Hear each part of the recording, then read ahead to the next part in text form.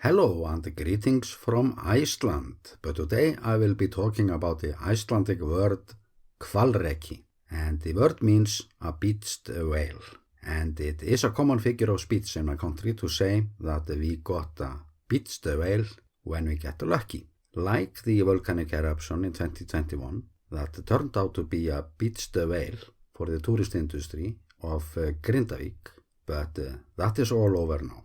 So we moved to another town, actually quite close to Grindavík, and it is called Þorlákshöfn, and we are going to see if they got any better beached whale than their neighbors in Grindavík. And the beached whale there, it turned out to be the real thing. And just like in Grindavík, the tourists were coming in by the hundreds, just like they were chasing an active volcano.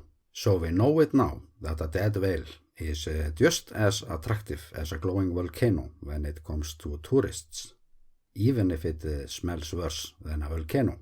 It did help them though that the news covered the story on a Friday when the whale was found, but the municipality could not get rid of the carcass until Monday. So this became the hottest weekend sport, and here we are on this beach on the way to the whale. And I'm going to use a chance while I show you some footage to tell you about the beached whales by the coasts of Iceland through time and what impact they had. Or as I said, the word hvalreki or a beached whale stands for good luck, and it is simple to understand that. For many households, it could mean the difference between life and death. Everything was used, the meat, the blubber, and all the fuel that could be harnessed from the carcass, and the importance of stranded whales can perhaps be best seen through our ancient law book Jónsbók, dating back to the 13th century.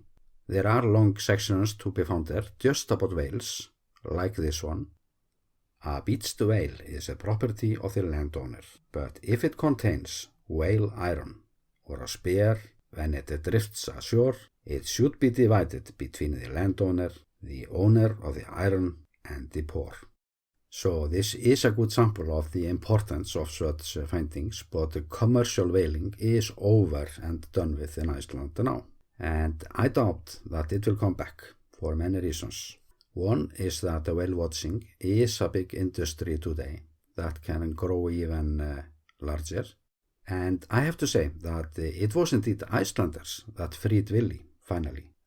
And Willie's real name was Keiko, and Keiko was moved to Iceland before he was set free, and he spent his last years close to Norway until he was found beached, the most famous whale in history. And beached whales are and will always be found on a regular basis by the coasts of Iceland. So let's take a look at some numbers. During a 10-year period from 2009 to 2019, there were 237 whale findings reported, of which there are about 120 pilot whales who for unknown reasons swam to the shore where they died. And that is strange and sad to see, but this occurred twice in 2019, where in total 110 whales died, in both cases far from human settlements, and no way to help the animals to get back to the ocean. And this is a strange thing with the pilot whales. This happened again just a few months ago here in Iceland. But as for this 10-year period, in this number are about 70 to 80 large whales, and the rest of them were small whales and dolphins. All stranded whales are examined by sampling for research, but a beached whale, it doesn't always mean good luck nowadays for the nearby communities. Like in this case, the municipality will have to do as they did few years back when I shot this photo, or to bury the carcass. And I can't describe how smelly this thing was. I have smelled some weird stuff through time. Like I worked in fish factories, I've worked on a chicken farm, I've even worked on a post office, but I've never smelled anything like this. But sometimes they get lucky and it's just too bad, so the Coast Guard has to pull out the whales far enough to the sea so they won't drift back. But this is nature. Whales come and go like us. But I had some good time while photographing this beached whale. Not because of the whale. It wasn't a whale like a surprise lesson in anthropology, or how do humans behave around dead whales. And there was a whole lot of poking and touching going on.